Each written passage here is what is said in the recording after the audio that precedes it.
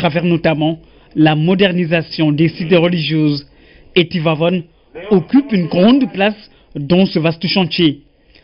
Cette cérémonie s'est terminée par des prières formulées pour le repos éternel de l'âme du disparu. Après ce journal, vous pourrez suivre une page spéciale consacrée donc aux condoléances du chef de l'État après le rappel à Dieu de Serigne Cheikh Tidiane Sy Al Maktoum Tivaouane et le point de ralliement des fidèles musulmans depuis ce matin. Suite à cette disparition du khalife général des Tidianes, les talibés pleurent une figure emblématique de l'islam. Ils viennent en masse dans la cité religieuse Koumba Diakhaté-Mar.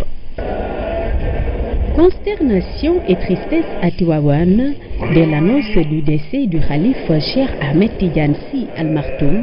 Les fidèles ont massivement pris d'assaut la cité religieuse tôt ce jeudi matin.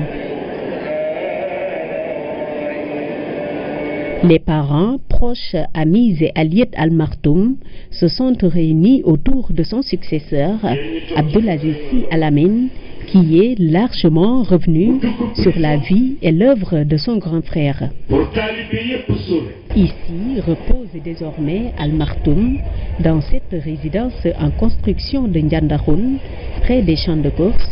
C'était le point de rassemblement de Serigne Cheikh et ses talibés à l'occasion du Gamou. Autorités politiques, religieuses et d'innombrables fidèles continuent d'arriver en masse pour rendre un dernier hommage à Al Maktoum. Ici à Dakar, face à la Zawiya Serigne Ababacar Sy de la Médina, tout comme au domicile du Khalif à Fann, l'émotion est palpable, mais sur place, les disciples acceptent la volonté divine. Ibrahim Ndong. À la devanture de la Zawiya Serigne Ababacar Sy de la Médina, des disciples Tidjanes dans l'attente des bus pour aller à Tivaouane. Ici, les moustarchidines sont à fond, sans doute gagnés par l'émotion. Le rappel à Dieu de Cheikh Tidiane Sy Al Maktoum ne laisse personne indifférent. Cheikh Ahmed Tidiane Sy Al Maktoum est un homme multidimensionnel, un grand homme religieux. Et aujourd'hui, nous pouvons tout simplement dire que c'est l'islam qui a perdu un homme de valeur, un homme de référence. Donc nous prions pour lui, que le Tout-Puissant l'accueille dans son paradis. Et quand on quitte Médina, c'est pour prendre la direction de Fann. À l'arrivée du domicile du défunt Khalif, la circulation est au ralenti, des va-et-vient incessants. Nous rendons grâce à Allah parce que c'est la volonté divine et nous l'acceptons. Mais nous voulons tout simplement dire que le temps qu'il fait aujourd'hui est révélateur. Cela veut tout simplement dire que Cheikh Ahmed Tidiane est un grand homme religieux. Tivaouane vient de perdre sa lumière. Mais le monde vient de perdre sa lumière. Plus particulièrement, des disciples certes dominés par l'émotion, mais qui acceptent la volonté divine. C'est la volonté divine, on n'y peut rien. Tout ce qui reste à faire, c'est de prier pour lui, que le Tout-Puissant l'accueille dans son paradis. Personne ne restera sur ce bas monde. C'est vrai qu'il est parti, mais ses œuvres seront toujours source d'inspiration. Cheikh Tidiane Sy Al Maktoum s'est éteint à l'âge de 92 ans après une vie remplie. Son legs sera toujours source d'inspiration pour les fidèles. C'est la principale information de ce 20h. Serigne Cheikh Ahmed Tidiane Sy n'est plus. Le khalife général des Tidjanes a été rappelé à Dieu ce mercredi 15 mars 2015. Mercredi 15 mars 2015, donc, plongeant Tivaouane et tout le Sénégal dans une profonde consternation. Khalife général depuis 2012, il s'était retiré de la scène politique bien avant. Connu pour son érudition, son charisme et son éloquence, Al Maktoum, à toute sa vie durant, était un guide vénéré. À l'âge de 92 ans, il s'en est allé à jamais. Il repose désormais dans sa résidence à Ndiandahoum à Tivaouane, Aram Ndao. Yalla consigné li nara am yépp ci benn téere kenn du wuteeg moom. Du sublime dans son personnage, du charisme dans ce qu'il dégage. Sa vie n'aura été que mystère. Al Maktoum, Après tout, il est Cheikh Ahmed Tidiane, l'incarnation d'un plus qu'homonyme. Ce cheikh, homme mystère, orateur hors pair, grand intellectuel, érudit, pouvait-il être destiné à un parcours bien moins singulier? Son père Serigne Babacar, d'une profondeur spirituelle exceptionnelle. Son grand-père El Hadj Malick Sy Maodo, maître des maîtres de la Tidjaniya. La Tidjaniya de Cheikh Tidiane Chérif, Cheikh, son homonyme.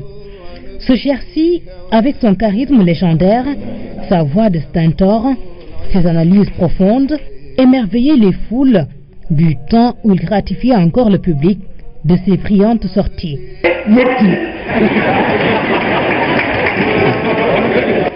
Car voilà 6 ans qu'il s'est retiré de la scène publique, même à la tête du califat après le rappel à Dieu de son frère, Serigne Mansour Sy, en 2012, Serigne Cheikh Ahmed Tidiane Sy est resté caché. Caché à jamais, l'ancien ambassadeur du Sénégal en Égypte, le marabout intellectuel, le fondateur du défunt Parti pour la solidarité sénégalaise, le penseur des Moustarchidines ou Al-Moustarchidati, le Khalif des Tidjanes, emporte 92 années d'une vie consacrée à l'islam. ndogal yu mag yi moo nekk ci téere ba sunu borom la mu ca namm kenn mënul damm loxoom. Voilà, Serigne Cheikh Ahmed Tidiane Sy, rappelé à Dieu hier, mercredi 15 mars 2017. Le khalife général des Tidjanes depuis 2012 s'était donc retiré de la scène publique depuis bien avant cette date. Et après le rappel à Dieu de Serigne Cheikh Ahmed Tidiane Sy Al Maktoum, c'est le porte-parole de la famille ici qui lui succède à la tête de la confrérie Tidjane. Serigne Abdoul Aziz Sy Al Amine devient ainsi le 6e khalife général des Tidjanes. Son portrait est dressé par François Seck. Porte-parole de la famille Sy depuis plusieurs décennies, le nouveau khalife général des Tidjanes est né en 1928 à Tivaouane. Serigne Abdoul Aziz Sy Al Amine est le fils de Serigne Babacar Sy et de Sokhna Astou Kane. Très tôt désigné bras droit de son père, Serigne Abdoul Aziz Sy Al Amine a œuvré sa vie durant à préserver l'image et l'unité de la famille de Seydi El Hadj Malick Sy. Ses qualités humaines et ses talents de médiateur et d'orateur sont unanimement reconnus. Simple, disponible et courtois, Serigne Abdoul Aziz Sy Al Amine est d'un abord facile. D'ailleurs, il préfère le titre de disciple à celui de porte-parole qu'il sait décliner avec humour. Serigne Abdoul Aziz Sy Al Amine est un homme de paix, discret et efficace, d'une modestie remarquable. Il a toujours été au service de sa confrérie et de l'islam en général. Rassembleur, médiateur, unificateur, éducateur, les mots ne manquent pas pour qualifier ce guide. À 89 ans, il succède à Serigne Cheikh Ahmed Tidiane Sy.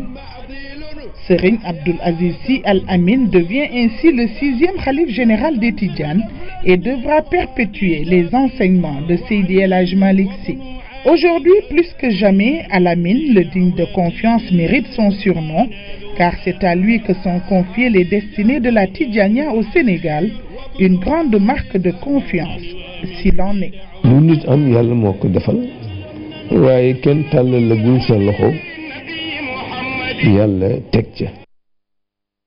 Voilà, Serigne Abdoul Aziz Sy Al Amine, nouveau khalife général des Tidjanes après la disparition de Serigne Cheikh Ahmed Tidiane Sy Al Maktoum, avec nous dans ce journal en direct depuis Tivaouane. Mamania, bonsoir.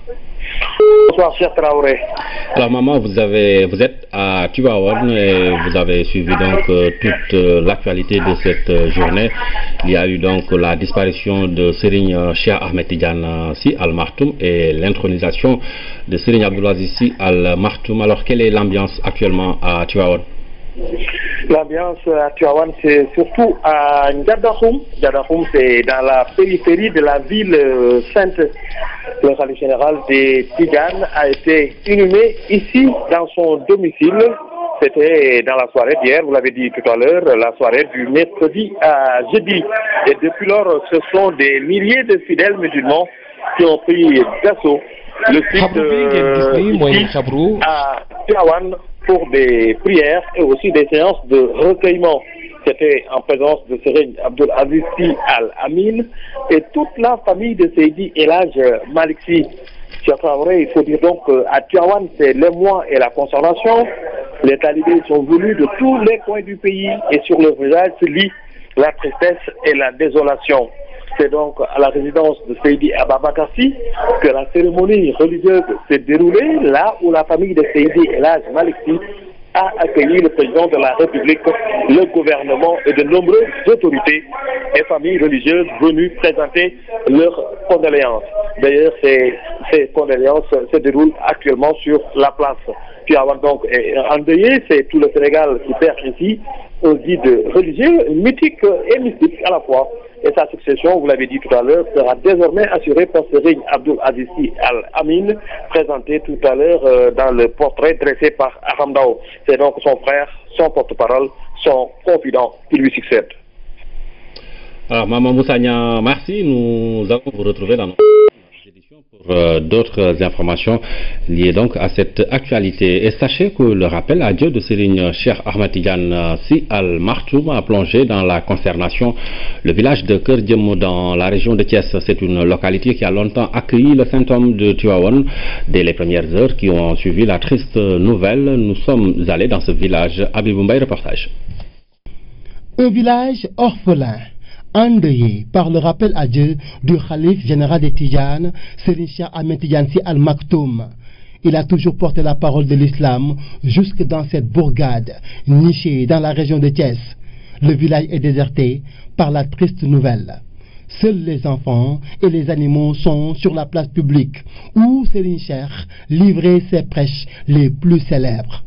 Témoin de ce pan de la vie du saint homme de Tivaouane, ce forage éolien qu'on aperçoit depuis Thiès. Cette mosquée est la case Serigne Cheikh, construite par feu El Hadj Ndiassé Mbaye. À Keur Diem, si Ngouda Ndiaye n'est pas parti comme les autres à Tivaouane, c'est parce qu'il est sous plâtre.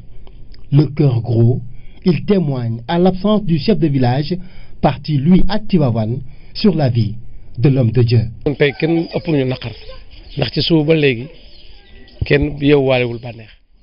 Tout le village s'est réveillé dans l'émoi et la consternation. C'est en 1997 qu'il est venu ici pour la dernière fois.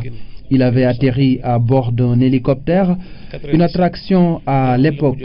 Il est parti ensuite prier pour Mam Alassane Mbaye, le père d'El Hadj Ndiassé Mbaye.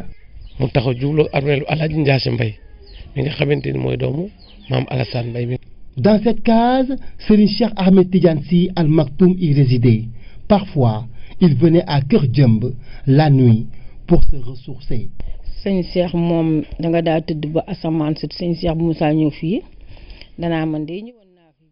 Parfois, on se réveillait et on s'apercevait que Serigne Cheikh était venu la nuit. Ce sont les marques de voitures sur la place du village qui nous l'indiquaient. Selon les témoignages, la dernière visite du défunt khalife remonte à novembre 1997 pour quelqu'un qui déjà y venait en 1979. Dès le bas âge, nous avons tous vu Serigne Cheikh venir rendre visite à nos grands-parents. Il y a même un de nos amis baptisé Serigne Cheikh à l'époque. Tout ce qu'on retient, c'est que sa dernière visite remonte à novembre 1997. Nous qui habitons Keur Diem, nous sommes fiers de Serigne Cheikh.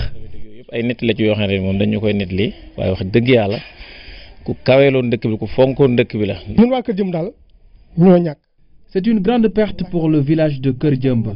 Le village s'identifie à Serigne Cheikh et vice-versa. Et c'est grâce à El Hadj Ndiassé Mbaye. Aujourd'hui, un riche héritage est légué par Serigne Cheikh Ahmed Tidiane Sy, un trésor caché à Keur Diem par Al Maktoum. Reportage à Keur Diem dans la région de Thiès, un village qui accueillait souvent Serigne Cheikh Tidiane Sy Al Maktoum.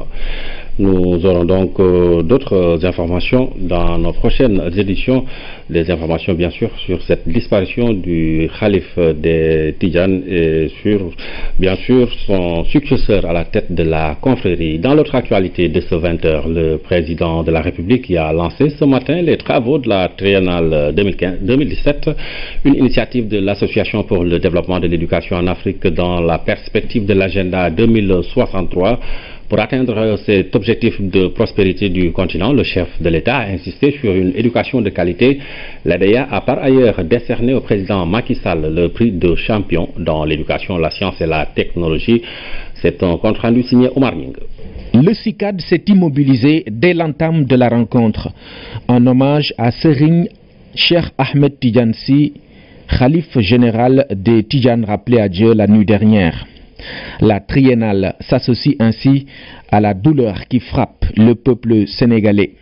Monsieur le Président, je voudrais me joindre à vous pour présenter au peuple sénégalais nos condoléances à la suite de la triste nouvelle que nous avons appris ce matin, et je souhaite le repos de l'âme du défunt.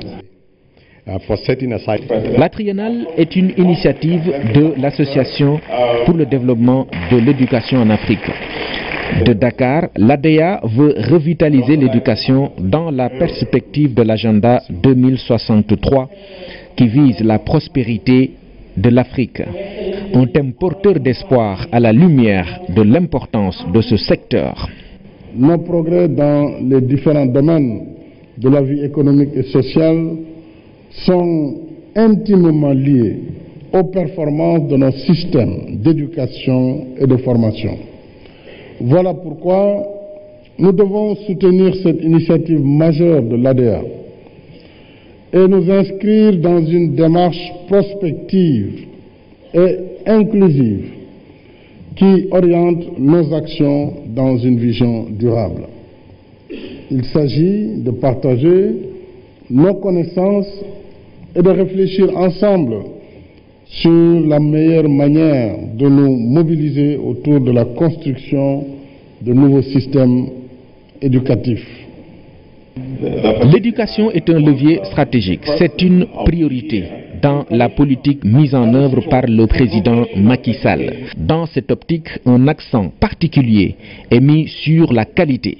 Il faut que nous insistions sur la qualité de l'éducation, particulièrement avec les écoles privées et les universités privées.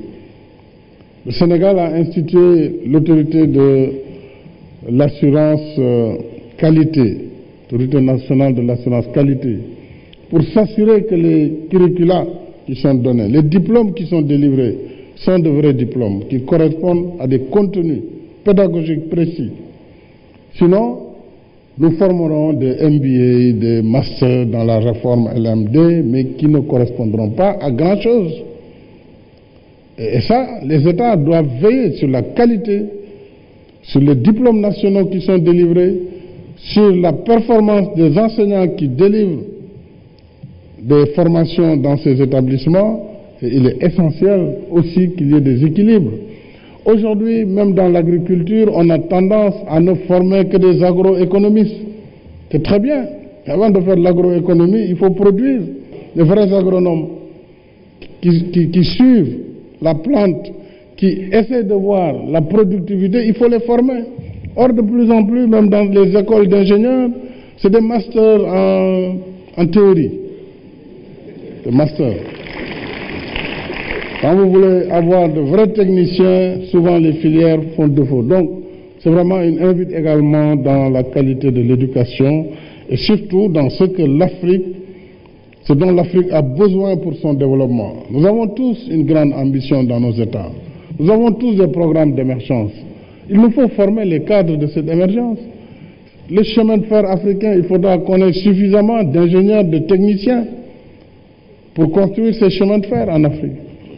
Et surtout pour entretenir les systèmes et les faire fonctionner. C'est valable pour nos ports, nos aéroports, c'est valable pour notre agriculture, notre système de recherche.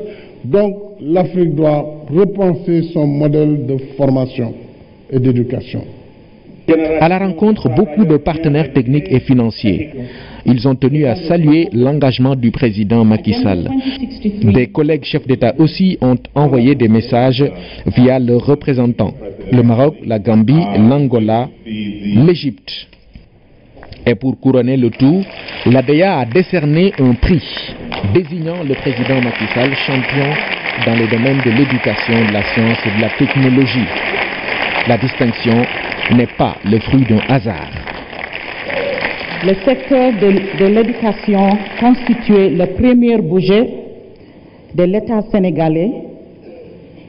Il est passé de 437 milliards en 701 milliards en 2011 à 2017. Ce n'est pas une hasard si l'Union africaine vous a désigné comme président du groupe de 10 chefs d'État champions dans le domaine de l'éducation.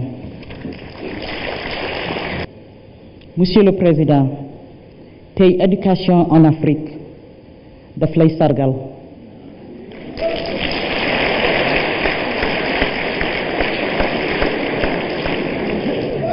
ci lim ñu uuf dañ lay njëloo njukkal.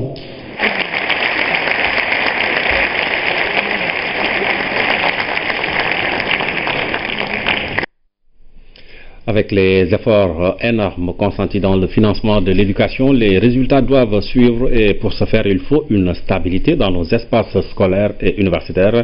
C'est le président Macky Sall qui partageait ainsi la réflexion avec la communauté éducative présente à Dakar. Nous l'écoutons avec Omar Nié.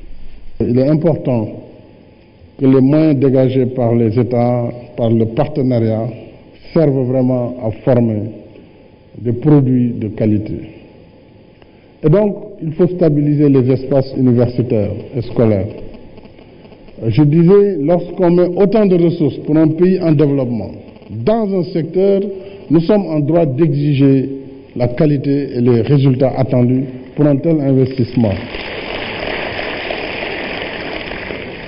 Nous avons lancé,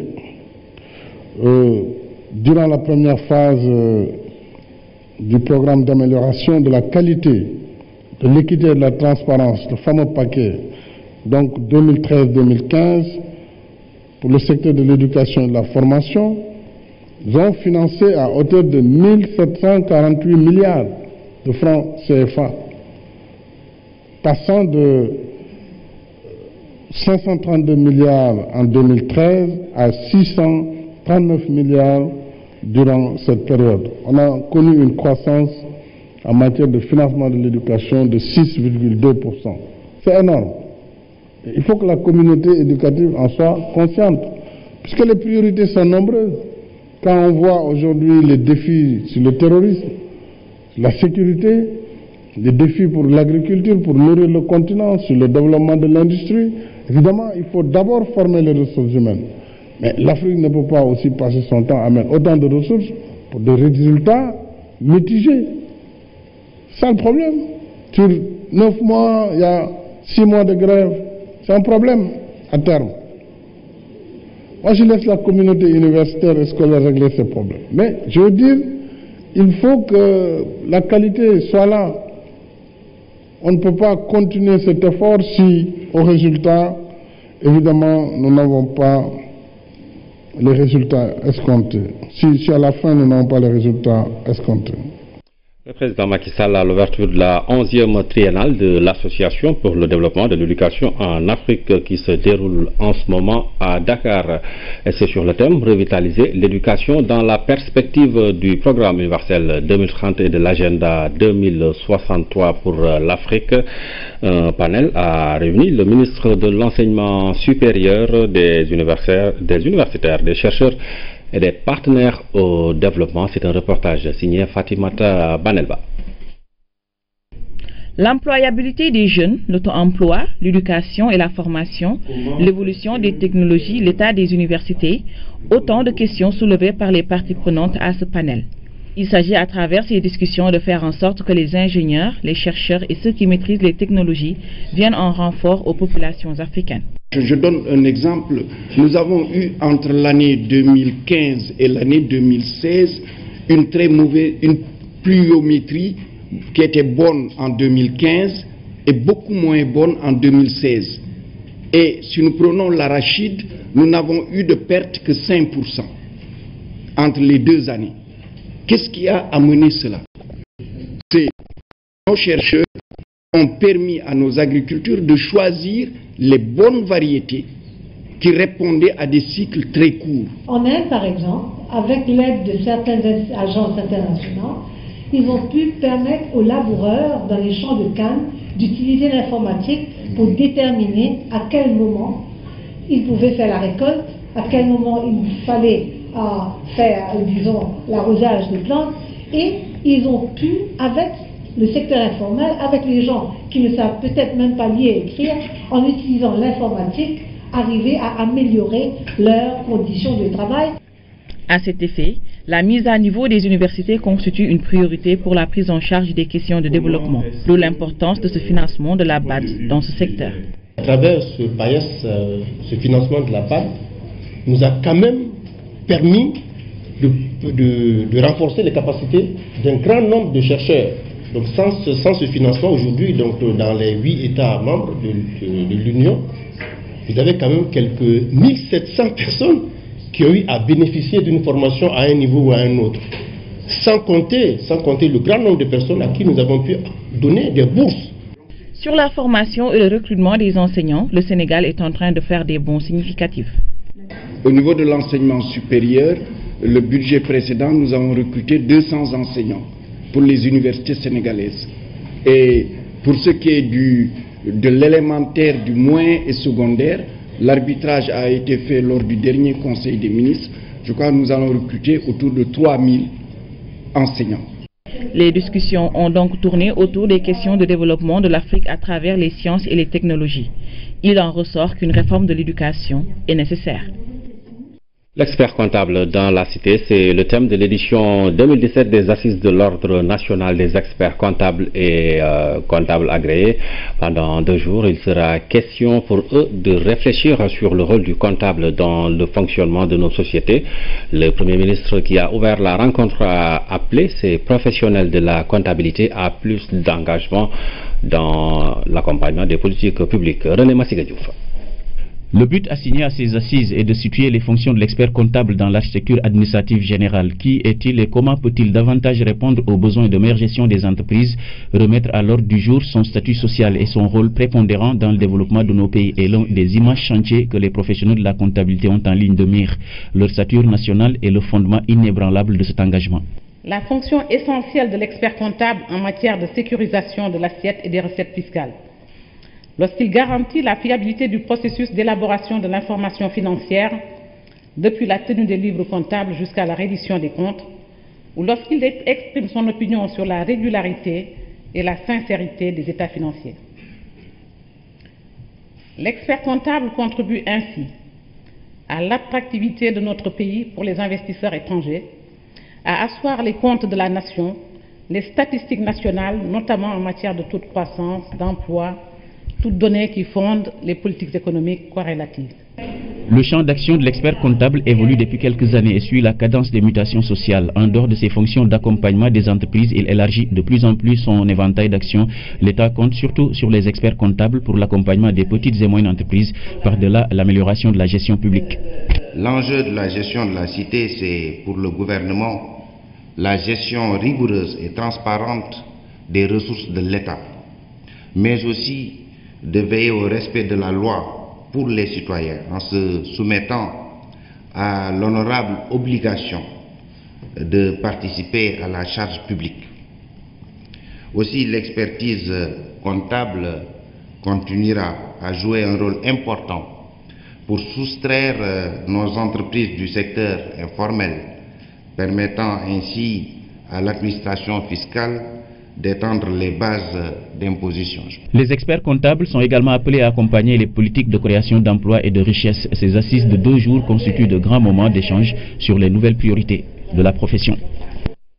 Et puis à cause de l'actualité fournie marquée par la disparition de Serigne Cheikh Ahmed Tidiane Sy Al Maktoum, vous aurez la série locale et la rubrique économie dans d'autres éditions. En sport, coup de tonnerre ce jeudi à Addis Abeba. Le Malgache Ahmad Ahmad a été élu nouveau président de la CAF pour 4 ans. Une alternance à la tête du football continental, mais surtout une défaite cuisante pour Issa Hayatou qui briguait un 8e mandat. Ibrahim Mbou.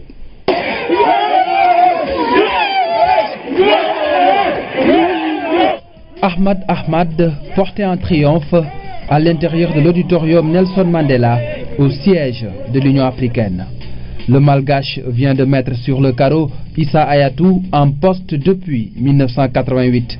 Une page d'histoire de près de 30 ans vient de se tourner. La nouvelle est écrite par Ahmad Ahmad à la surprise quasi générale. Il a obtenu 34 voix, 14 de plus que son concurrent, sans doute affaibli par l'usure du pouvoir, la fronde des pays anglophones. Le soutien discret et efficace du président de la FIFA a porté l'estocade finale à Issa Hayatou. Né 3 ans après la création de la CAF qui a fêté ses 60 ans à Addis Abeba, Ahmad Ahmad est le président de la Fédération malgache de football depuis 2003. Il a été secrétaire d'État au sport dans les années 90 et ministre de la Pêche à Madagascar jusqu'en 2016. Actuellement, l'homme est sénateur dans la Grande Île. Comme patron de la CAF, Ahmad Ahmad compte donner plus de place au président de fédération. Il entend proposer la désignation des pays organisateurs de la CAN par le Congrès, une meilleure protection juridique des joueurs et clubs africains ou encore la réouverture du débat sur la périodicité de la Coupe d'Afrique. Un vaste chantier de réforme.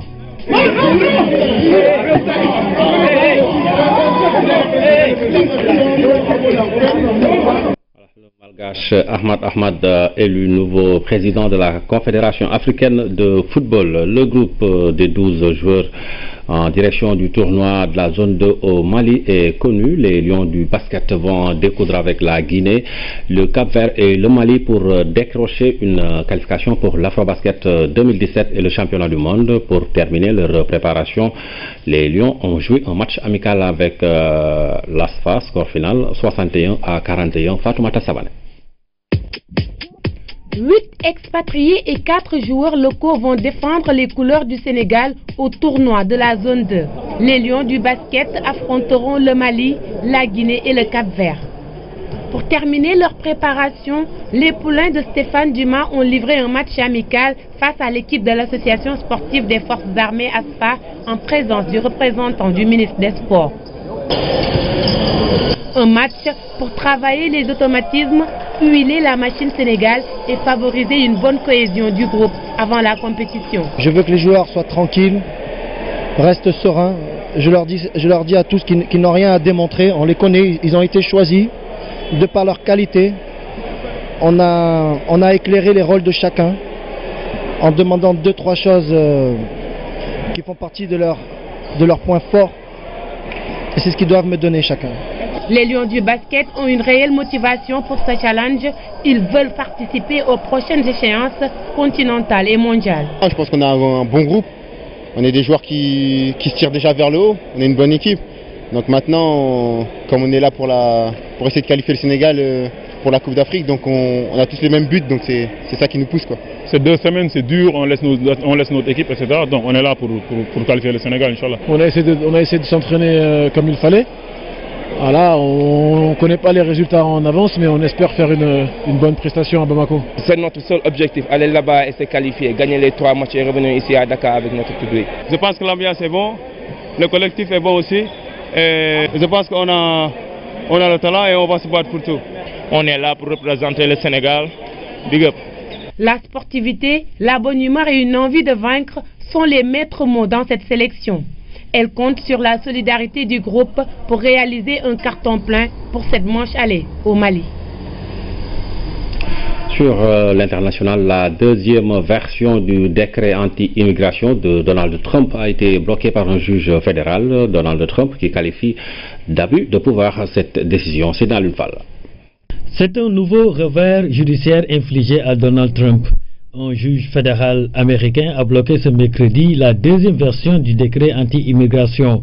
5 heures avant que cette version revue et corrigée ne prenne effet, le juge fédéral de Hawaï, Derek Watson, a temporairement suspendu son application sur l'ensemble du territoire américain. Le magistrat a estimé que la suspension du décret évitait un préjudice irréparable.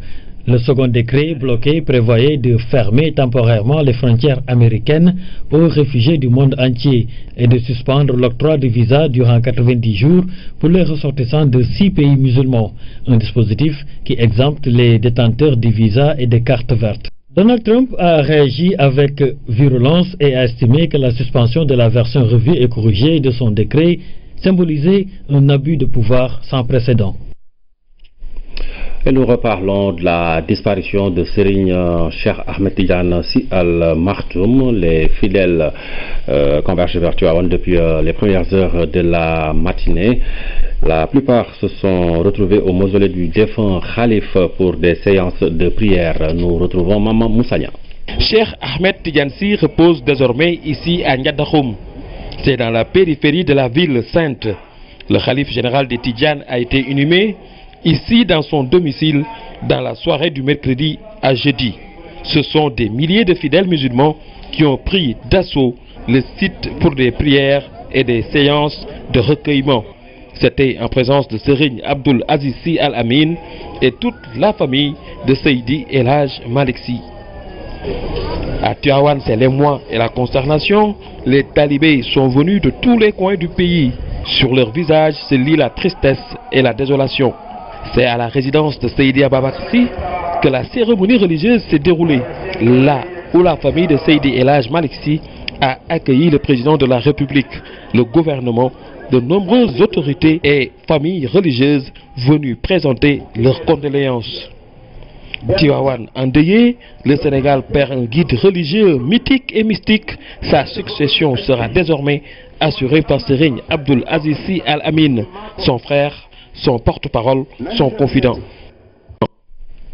Maman Moussagnan a également recueilli des réactions de quelques fidèles venus présenter leurs condoléances à la famille du défunt Khalif. Nous les écoutons. Un sentiment de profonde tristesse pour ce que représentait l'érudit Cheikh Ahmed Tidiane Sy Al Maktoum, un grand savant, un professeur émérite, un pédagogue. Voilà, une grande perte pour la Oumma islamique. Nous allons juste nous retrouver avec la célèbre phrase du prophète Inna lillahi wa inna ilayhi raji'un et souhaitons quand même que Dieu l'accueille dans son paradis céleste. Wow, je suis venu comme tous les Sénégalais émus par la perte de notre Khalif, de notre guide. Venu avec le chef de l'État présenter nos condoléances à toute la famille et à tout le Sénégal, tous les musulmans du monde. Nous avons perdu un grand homme, quelqu'un qui non seulement nous a guidés mais nous a enseigné énormément de choses. Je pense que ces écrits, tout à l'heure j'en discutais, ces écrits peuvent nous sauver, peuvent nous aider à aller de l'avant. Donc paix à son âme. Un grand du Sénégal est parti aujourd'hui. Un sentiment de perte énorme pour la communauté musulmane, mais de perte également pour la société sénégalaise, parce que Cheikh Ahmed Tidiane était un éclaireur. C'était quelqu'un qui très tôt a compris que le spirituel et le temporel pouvaient aller ensemble. Donc je retiens de lui un homme, un guide qui travaillait pour l'unité des musulmans, qui a beaucoup œuvré pour les liens étroits entre Touba et Tivaouane. J'en suis témoin. Il était venu chez Serigne Abdoul Ahad. L'histoire retient vraiment que c'était un moment important pour l'unité des musulmans. Donc je prie pour le repos de son âme et je prie également pour Serigne Abdoul Aziz Al Amin qui vient de prendre la charge du khalifa de la famille de El Hadj Malick Sy. On sait que c'est le seul titre qui vient s'ajouter à cette charge parce qu'il l'exerçait déjà depuis longtemps. On prie vraiment pour un Sénégal de paix, on prie pour nos guides religieux et on prie pour Serigne Abdoul Aziz Al Amin et l'ensemble des khalifes généraux. Longue vie, bonne santé et pour l'unité. Sa production intellectuelle, tu vois, nous invite à être dignes, surtout les marabouts, les invite à être dignes pour nous dire l'islam. Voilà, des réactions requises par Mame Moussa Niang qui se trouve actuellement à Tivaouane. Et après cette édition, vous pourrez suivre la page spéciale consacrée donc aux condoléances du président de la République.